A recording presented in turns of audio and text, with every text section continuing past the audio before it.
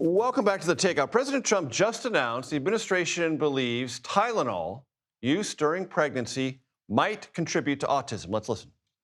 Taking Tylenol is not good. All right, I'll say it. It's not good. For this reason, they are strongly recommending that women limit Tylenol use during pregnancy unless medically necessary. Yeah, that's the president. When the president speaks, it's important that another side be offered as a counterpoint. So I want to read, and the control room, please bring this up, a statement from the maker of Tylenol, Kenvue. Quote, sound science clearly shows that taking acetaminophen does not cause autism. We strongly disagree with any suggestion otherwise and are deeply concerned with the health risks this poses for expecting mothers, unquote. Olivia Rinaldi joins us from the North Lawn of the White House. Olivia, always a pleasure to see you.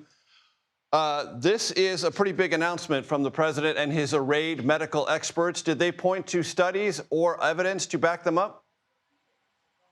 Well, Major, this announcement is ongoing at the moment. We heard from President Trump first and then Secretary Kennedy, the leader of HHS. They're talking about this major decision that they're making.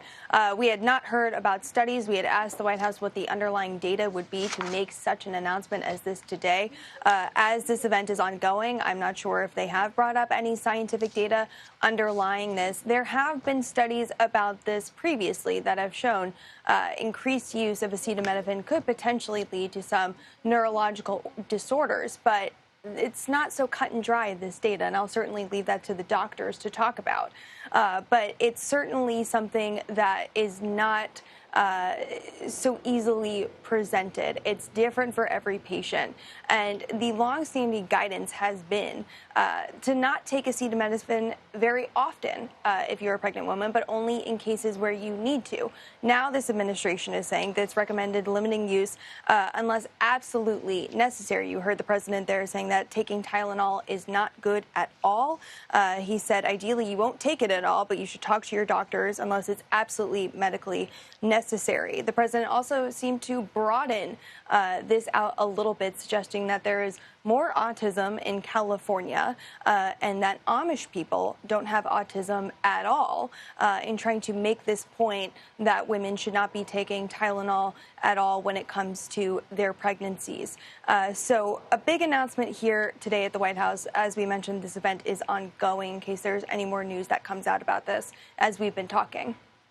If there is more news, I know you'll bring it to us. Olivia Rinaldi, North Lawn of the White House, thank you very much. President of the American College of Obstetricians, Dr. Stephen Fleischman is here with me now. Doctor, your evaluation of what you heard the president say? I'm a little surprised that that's the extent of the announcement, is to not take the medication unless you medically need to. I would say that's probably what we've been telling people all along. No one takes Tylenol unless it's necessary. It's not like a vitamin, and we would never treat it that way. Patients are told to use acetaminophen when they have a fever, when they have a headache, or other pain symptoms in pregnancy which require treatment. So I was hoping maybe we'd hear something a little bit more detailed, and maybe that's still to come, but I'm not surprised by that statement. When the president says, as he did, that acetaminophen use is associated with a, quote, very increased risk of autism, would you agree or disagree with that? I would disagree with that statement.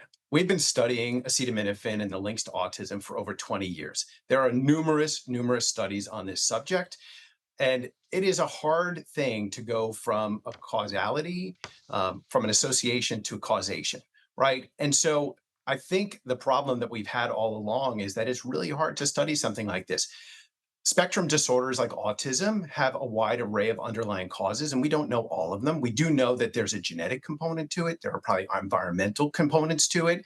When you look at one of the largest studies done that was published last year from Sweden, which to me is a great trial, which looked at siblings who have similar genetic makeup. And so moms who took Tylenol during their pregnancy and those that didn't take it in a subsequent pregnancy in a sibling.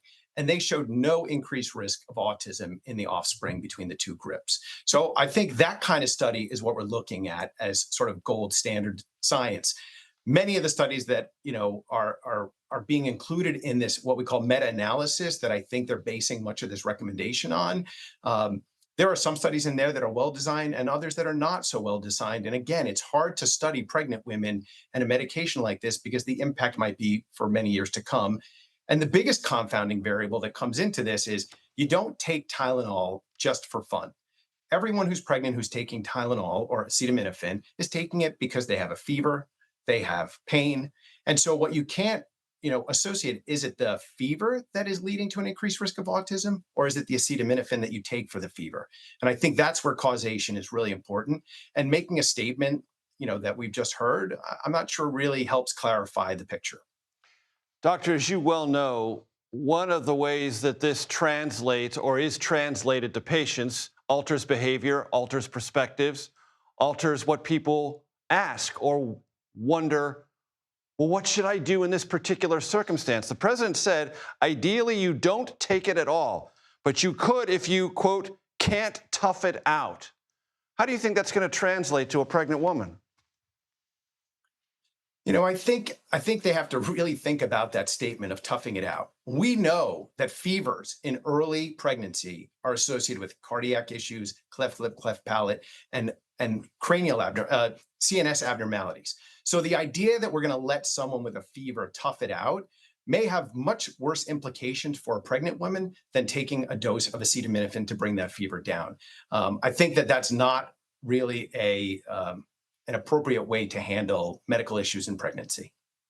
And generally speaking, how is it defined that a pregnant woman has a fever? Is there a number?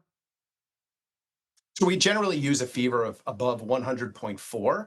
We know that higher fevers are definitely associated with more issues, but if your temperature is above 100.4, taking acetaminophen to bring that down is definitely advised. And what's the dosage advised in that particular circumstance, Dr. Fleischman? I think, a single extra strength dose, which is 500 milligrams, should be more than adequate and needed. If it's needed to be repeated, we do that again, but that should be fine.